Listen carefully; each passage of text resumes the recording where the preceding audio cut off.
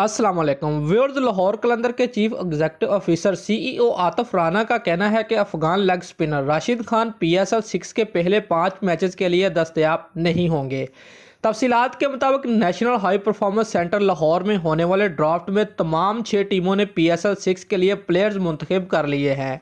लाहौर कलंदर ने प्लाटीनियम में मोहम्मद हफीज़, शाहीन शाह अफरीदी, डायमंड में फ़खर जमान, डेविड वैसे, हारिस रऊफ, गोल्ड में बेन डंग, दिलबर हुसैन और सिल्वर कैटेगरी में सुहेल अख्तर को स्क्वाड में शामिल रखा गया है।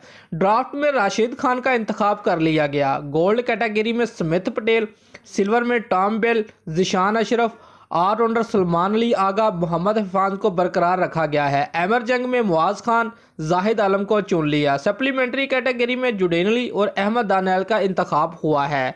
दोस्तों, अगर आपको हमारी ये वीडियो अच्छी लगी है तो लाइक और कमेंट ज़रूर करें और हमारे चैनल को सब्सक्राइब करना मत भूलिए। शुक्रिया।